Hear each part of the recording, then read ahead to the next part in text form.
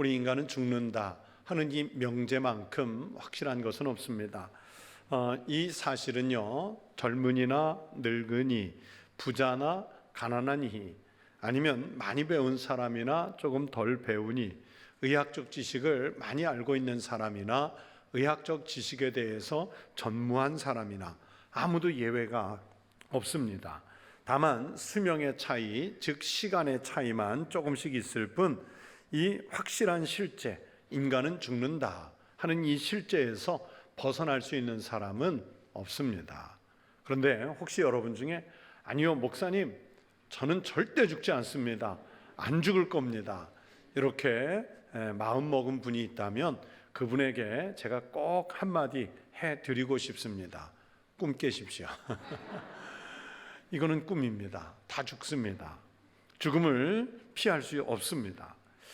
이 죽음에 대해서는 성경에서도 확실하게 말씀하지요. 시편 49편 12절에서 사람은 존귀하나 장구하지 못하며 멸망하는 짐승 같도다, 그렇게 말씀했어요.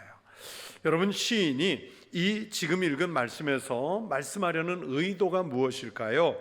이 땅에 생명을 갖고 살 때는요, 사람과 짐승의 생명의 가치에 차별이 있어요. 여러분, 그렇지 않습니까? 영혼을 갖고 사는 인간과 영혼이 없이 동물적인 본능을 따라서 사는 짐승과 그 삶의 가치 자체를 비교한다는 것 자체가 우리 인간들이 생각하기에는 참 어리석은 일 같아 보여요. 우리가 사람의 가치를 감히 짐승과 비교하지도 않을 뿐더러 설사 비교를 한다고 하면 여러분, 짐승에 비견되는 그 사람이 얼마나 기분이 나쁘겠어요.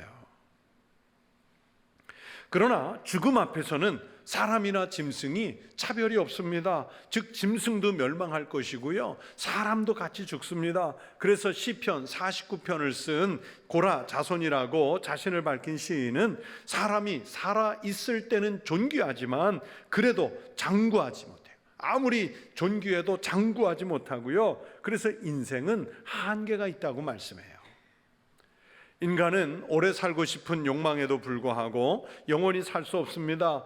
인간의 생명이 결국 멸망할 짐승과 같다는 이야기는 인간이나 짐승이나 다 똑같이 죽을 예정인 것을 말하는 데에 이건 하나도 틀리지 않는 아주 정확한 표현입니다. 그래서 어떤 철학자는 인간은 태어나는 순간부터 죽음을 향해 가는 기나긴 죽음의 행렬에 뛰어든 것이다, 이렇게 말을 남겼어요. 여러분, 그렇죠? 우리가 태중에서 나와 이 땅에 출생하는 그 순간부터는 이제는 죽음을 향해서 달려가는 거예요. 독일의 아주 유명한 신학자인 에밀 브루너라는 박사님은 모든 길은 로마로 통한다는 말이 있지만 모든 인생의 길은 무덤으로 통한다는 사실은 참으로 두려운 인생의 지리학입니다 라는 말을 남겼어요. 여러분, 죽음은 이 학자의 말씀처럼 아주 깊은 심연이며 아무도 그 길에서 되돌아오지 않는 미지의 길이며 또 끝없는 공포요, 모든 것을 허무하게 만들고 우리가 지금 살면서 누리고 있는 이 모든 것과 이별하게 만드는 것이 죽음이에요. 모든 인간이 죽기 때문에 죽음이 불가피한 측면도 있지만 그러면서도 죽음은 모든 것을 잃어버리게 만들기 때문에 한편으로는 인생을 참 허무하게, 인생을 참 무의미하게 만들기도 하는 게 죽음이에요. 그러나 여러분, 우리 그리스도인들에게는 죽음이라는 것이 무조건 다 잃어버리는 것이나 그렇게 염세주의자들처럼 무의미한 것, 허무한 것이 아닙니다. 완전히 끝나 아무것도 없는 그런 상태가 아닙니다. 죽음은 다른 것과 연계가 되어 있습니다. 우리 주님 예수께서 십자가를 통해서 죽음을 맛보셨습니다. 그리고 기독교의 복음은 예수 그리스도께서 죽음을 이기고 부활하신 은혜를 통해서 그 능력을 나타내는 거예요. 그래서 사도 바울은 오늘 본문 14절에서 이렇게 말씀하지요. 그리스도께서 만일 다시 살아나지 못하셨으면 우리가 전파하는 것도 헛것이고 또 너희의 믿음도 헛것이고, 그렇게 말씀하잖아요. 헛것이 되는 거예요. 바울의 말씀처럼 만약에 부활이 실제로 일어난 사건이 아니라면, 여러분, 즉 부활이라는 것이 정말 없는 것이라면 우리가 지금 이 자리에 앉아서 함께 수백 명이 드리는 이 예배, 이 부활을 선포하는 이 예배는요, 뭡니까? 오늘 우리는 무슨 집단 체면에 빠져서, 저와 여러분이 집단 체면에 빠져서 정말 쓸데없는 일을 하고 있는 것이겠죠. 부활이 없다면 가장 쓸모없는 일을 지금 하고 있는 거예요. 주님의 부활이 없다면 여러분, 우리가 성찬을 통해서 주님의 살을 받고 주님의 피를 받는 예식을 하는데 부활이 없다면 이게 무슨 의미가 있습니까? 그냥 선생님의 죽음을 기억하는 제자들이 모여가지고 아주 단촐한 제사 지내는 것과 같은 그런 의미 말고 뭐가 있겠어요? 우리가 예수 그리스도를 죽은 자 가운데서 살리신 그 하나님을 모른다면 우리는요, 진노의 하나님, 무기력한 하나님이나 경배하는 이상한 사람들의 모임이 될 거예요. 교회가 그런 데가 될 거예요. 그래서 여러분, 다시 한번 확실하게 말씀을 드립니다. 우리가 믿는 예수님은 죽음의 권세를 이기고 부활하셨습니다. 아무리 많은 사람들이 야, 그래도 어떻게 죽은 사람이 다시 살 수 있냐, 그렇게 도전을 해와도요, 여러분, 부활을 믿지 못해도 예수 그리스도는 부활하셨어요. 내가 너무나도 확실히 알고 있는 것을 다른 사람이 아니야, 그런 일 없어, 그럴 수가 없어, 이렇게 말하고 다 덤벼들면 이거 참 답답하죠. 내가 아무리 설명을 하려고 해도 더 잘 설명이 안 돼서 믿어주지 않으면 답답할 때가 있지 않습니까? 그리고 그 듣는 사람이 믿어주지 않아도요, 일어난 일을 안 일어났다고 부정할 수는 없는 노릇이잖아요. 이미 일어난 사건을 안 믿는 사람이 잘못이지, 여러분, 그것을 믿는 사람을 탓할 수는 없습니다. 부활이 너무나도 분명한데 여러분, 이것을 무슨 논리나 학문적으로 또는 의학적으로 설명할 일이 아니죠. 믿음을 가진 사람만이 확실하게 고백할 수 있습니다. 부활은 그렇게 분명하게 그리고 선명하게 일어난 하나님의 사건입니다. 그래서 이 부활 신앙은 우리 그리스도인들에게 특별한 의미가 있어요. 어떤 의미가 있습니까? 오늘 이 본문 성경의 말씀을 통해 함께 생각하면서 여러분과 한 3가지 정도 은혜를 나누려고 합니다. 첫째, 부활 신앙은 하나님이 주시는 생명, 이 생명이 죽음의 세력보다 더 강하다는 것을 가르쳐 주세요. 하나님의 생명이 죽음보다 훨씬 강해요. 20세기 가장 유명한 조직신학자 가운데 한 분인 독일의 판넨베르크라는 박사님이 있는데, 그분의 인간론에서 이런 언급을 했어요. 인간은 이 세계와 죽음을 넘어서 자기 운명의 최종적인 실현을 희망하는 미래를 향하여 열려진 존재. 여러분, 철학자나 신학자들이 하는 말 참 어려워요, 그렇죠? 좀 쉽게 말해 주시지. 그런데 이 판넨베르크 박사님의 이 말이 앞뒤, 이분의 이제 책을 읽으면 인간에 대해서 무슨 얘기를 하는 의미가 있냐면, 인간이라고 하는 것은 지금 누리며 살고 있는 이 세계에서 우리가 지금 경험하는 그 경험만이 전부가 아니라는 거예요. 여러분이 오늘을 살면서 경험하는 그 경험이 전부가 아니라는 거예요. 이 세계와 죽음을 넘어설 수 있는 존재가 인간이에요. 최종적인 운명이 있는데 그 최종적인 운명의 미래를 향해서 미래가 열려져 있는 존재가 우리 인간이라는 거예요. 그렇지만 그 최종적인 실현에 도달하기 전에 먼저 죽음이라는 단계를 맞이하게 되는데, 이 죽음이라고 하는 단계만큼은 우리 인간이 스스로 극복할 수 없는 한계점이에요. 우리는 멋진 꿈을 갖고 살고 부푼 희망을 품고 살지요. 그러나 아무리 멋진 계획이라도 죽음과 함께 끝나는 것 아니겠어요?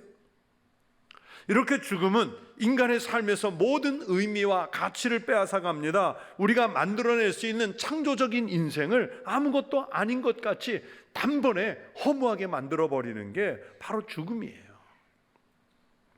그런데 이 절대적인 절망, 허무의 죽음에서 새로운 시작을 알리는 우리의 미래를 열어주는 그 소식이 있는데, 이 소식이 뭐냐면 바로 예수 그리스도의 부활 소식입니다. 그리스도의 부활은 죽음이라는 것을 이겨내신 선언이고요, 성도들 인생의 마지막이 아니라는 거예요. 그래서 이 죽음이라는 것이 결코 우리를 하나님과 그 사랑으로부터 단절시킬 수 없다는 것을 이 예수 그리스도의 부활이 보여줘요. 여러분, 그리스도인이라고 해도 죽어요? 참 금년에도 장례를 정말 많이 치르는데요, 여러분, 교회 다니는 사람은 때가 되면 다 죽고, 아니 안 죽고, 교회 다니는 사람들은 그냥 때가 되면 죽고, 그러면 세상에 교회 안 다닐 사람 누가 있겠어요? 교회를 다니나 교회를 안 다니나 죽는 것은 똑같아요. 그러나 안 믿는 사람들과 다르게 우리 그리스도인은 홀로 고독하게 허무하게 희망이 없는 상태에서 저주를 받으며 죽지를 않아요. 캄캄한 죽음의 세력이 우리를 붙들어주는 하나님의 능력과 사랑의 손길이 여러분 더 강하지 않습니다. 이 죽음의 세력이 하나님보다 절대 강하지 않아요. 예수님께서 우리를 위해서 십자가에서 대신 죽으셨기 때문에 우리가 다시 살 길을 열어주셨습니다. 그래서 주님의 부활은 죽음으로부터 분리시키는 것보다 훨씬 더 강한 능력을 가지고 있어요, 부활이. 그래서 성도 여러분, 여러분에게 죽음이 다가와도 두려워하지 마십시오. 부활을 믿으십시오.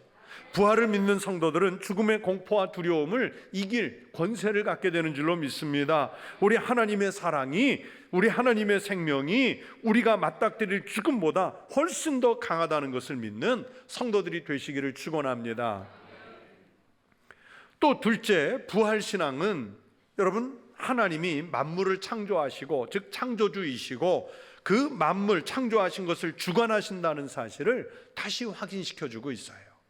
그리고 부활을 부인하는, 하나님의 창조를 부인하는 그 폐쇄적인 세계관을 깨트리는 게 바로 부활의 권능이에요. 여러분, 옛말에 남대문 안 가본 사람이 남대문 보고 온 사람이 이긴다는 말이 있어요. 그렇잖아요. 이 무슨 뜻입니까? 보지 못한 사람이 보고, 여러분 이 보지 못한 사람이 보고 온 사람의 말을 안 믿고요, 그냥 자기가 우겨대면, 야 남대문 그런 데가 아니야 막 그러면서 우겨대면, 여러분 보고 온 사람이요 안 보고 온 사람 이겨먹을 수가 없어요. 이 우겨대는 사람을 어떻게 이기겠습니까? 우리가 살다 보면 그런 경험 종종 하잖아요.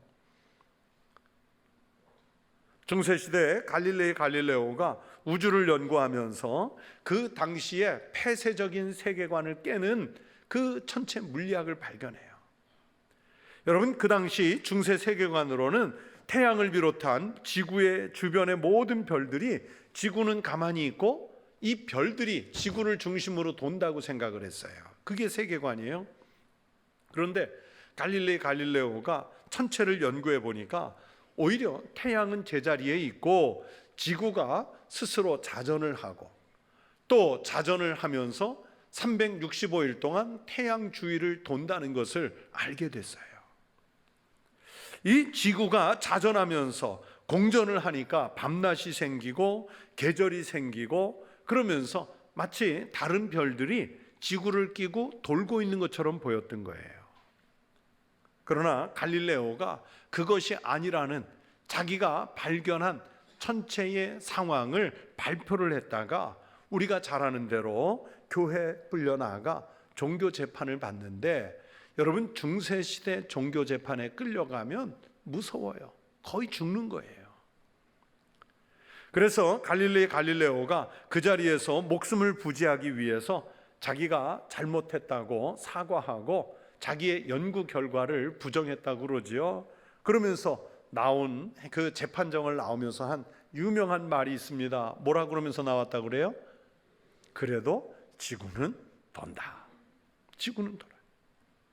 그렇게요, 여러분 폐쇄적인 세계관을 가지고 있는 사람을, 또는 그 시대를 이기기가 힘들어요. 신앙적인 측면에서도 이 세상에는 하나님이 우주 만물을 창조하셨다는 창조의 세계관을 부인하는 폐쇄적인 세계관을 가진 사람들이 많습니다. 오늘 본문 12절에서 사도 바울은 고린도 교회 교인들 중에도 부활을 부정하는 사람들이 있다고 말하죠. 너희 중에, 여러분 여기서 너희 중에 할 때 그 너희가 교회 안 다니는 교회 밖의 사람들을 말할까요? 아닙니다. 하나님 앞에 나와 믿음을 가지고 예배한다는 교회, 고린도 교회 교인들, 당신들 중에도 어떤 사람들은 어찌하여 죽은 자 가운데 부활이 없다 하느냐. 바로 이 지적이 부활을 부인하는 신앙적 세계관을 부인하는 사람들을 바울이 지적하고 있는 거예요. 그런데 그들의 부인과 달리 부활은 확실히 있다는 것입니다. 부활은 그런 불신의 세계관을 깨트리는 믿음을 주지요. 무슨 말씀인가 하면 부활을 믿지 않는 사람들은 무조건 자기들의 경험, 이성, 지식 이런 세계관이라는 울타리에 갇혀서 우리가 상상하는 것보다 훨씬 더 큰 세계관이 있다는 것을 알지 못해요. 아무리 똑똑하고 많이 공부하고 사람들에게 영향력을 끼치는 사람이 됐다고 해도 부활 너머에 있는 그 세계를 알지 못하면 그 사람은 여전히 좁은 세계관에 갇혀 있는 폐쇄적인 인간입니다. 부활이 없으면 교회가 소용이 없어요. 부활이 없으면 천국교회가 무슨 소용이 있고 또 교파니가 무슨 소용이 있고 그리스도인이라는 이름이 무슨 의미가 있겠어요?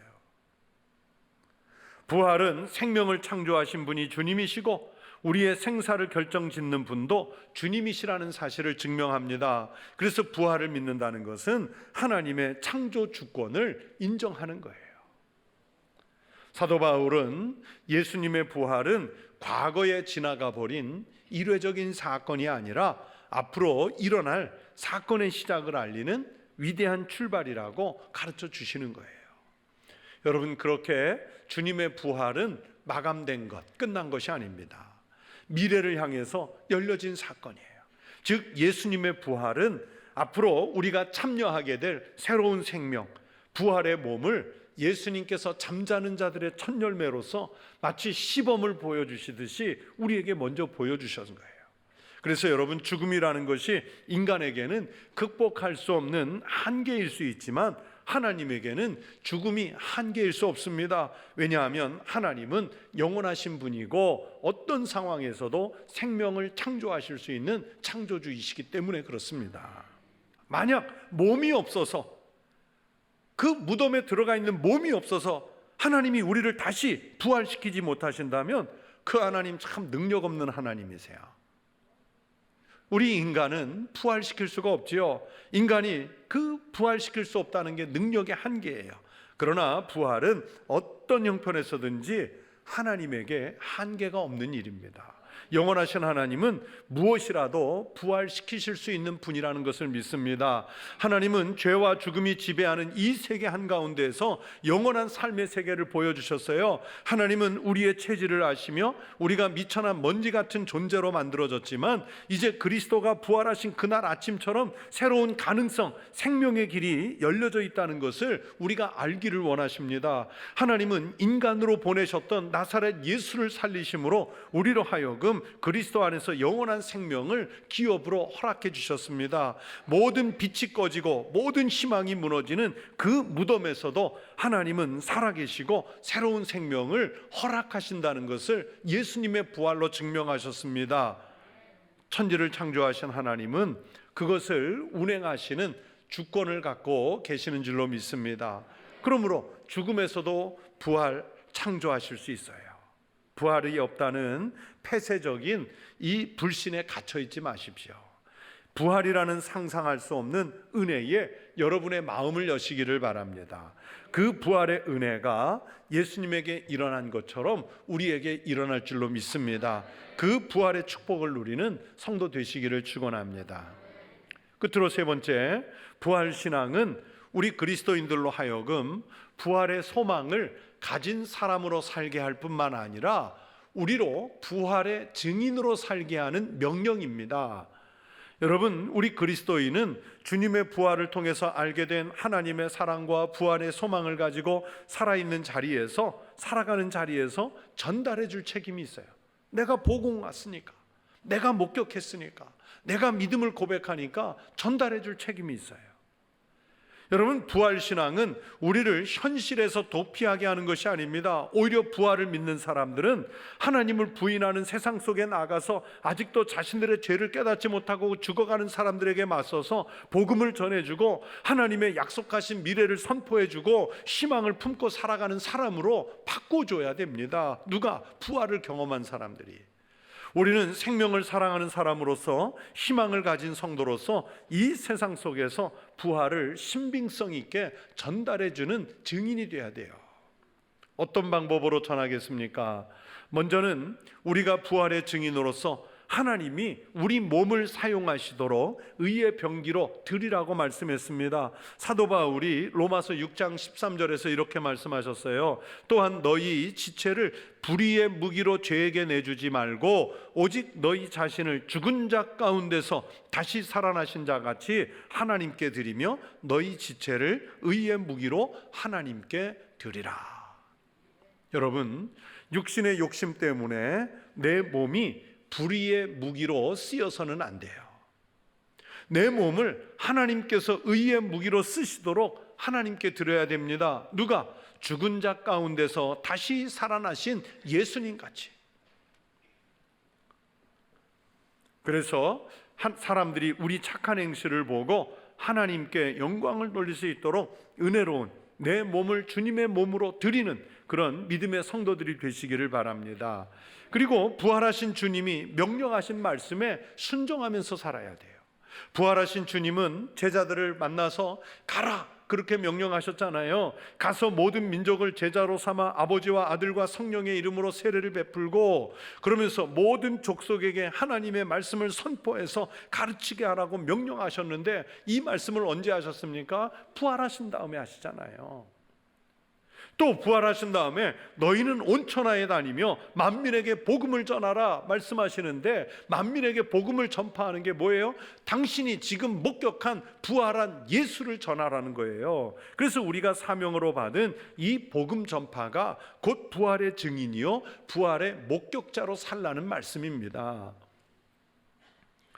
우리는 신앙생활을 하면서 그리스도인으로서 성령님을 사모하고 성령 충만 그렇게 성령 충만 받기를 기대하는데 여러분 성령 충만을 그렇게 받고 싶은 그 이유가 뭡니까?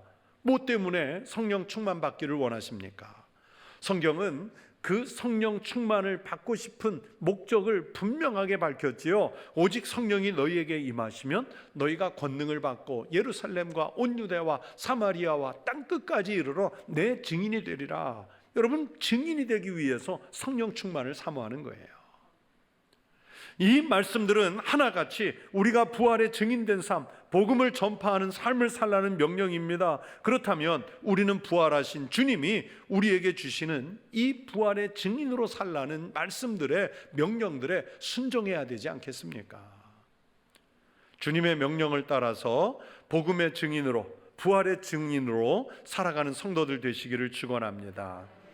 이제 말씀을 정리해 갑니다. 부활하신 주님의 명령을 기억하며 살아가는 성도들 되시기 바랍니다. 볼지어다 내가 세상 끝날까지 너희와 항상 함께 있으리라. 누가? 부활하신 주님이. 여러분 우리가 살다 보면 잘할 때도 있지만 실패할 때도 있어요. 세상이 우리를 칭찬할 때도 있지만 세상이 우리와 맞서 싸워 적대적일 때도 있어요. 복음을 거부해서 우리에게 상처를 줄 때도 있을 것입니다. 그러나 그때마다 우리가 분명하게 기억해야 할 것은 부활하신 예수님인 줄로 믿습니다. 부활하신 주님이 세상 끝날까지 우리와 함께 하시겠다는 그 약속을 믿으시기를 바랍니다. 부활의 약속을 기억하게 되면 우리가 더욱 힘이 있는 성도의 삶을 살아갈 수 있는 능력이 될 줄로 믿습니다. 사랑하는 성도 여러분, 우리는요 흙으로 만들어진 존재예요. 미천하다는 얘기죠. 또 흙으로 만들어졌다는 것은 우리는 참 유한하다는 존재예요. 그런데 우리같이 그런 보잘것없는 사람들에게 하나님의 자녀가 되는 권세를 주셨고 부활의 소망까지 주셨어요. 부활을 통해 영원한 생명, 영생을 얻는 길을 주셨습니다. 그러므로 부활이 없는 신앙은요 도무지 받아들일 수 없고요 부활이 없다는 것만큼 미련한 것이 없습니다. 그래서 오늘 사도 바울도 말씀하셨지 않습니까? 만일 죽은 자가 다시 살아나는 일이 없으면 주님도 다시 살지 못하셨을 거예요. 만일 그리스도의 부활이 없으면 우리의 믿음도 헛되고 우리는 여전히 죄 가운데 있을 거예요. 만일 그리스도의 부활이 없으면 우리는 이 세상에서 정말 불쌍한 사람들이 되고 말았을 것이라고 성경이 말씀하시지 않습니까? 그만큼 부활에 대한 확신을 성경이 말씀해 주시는 거예요. 그렇게 오늘 성경의 말씀처럼 부활을 확실하게 믿고 세상 속에 나아가 부활의 증인으로서 살아가는 우리 청북교회 성도들이 되실 수 있기를 주의 이름으로 축원합니다.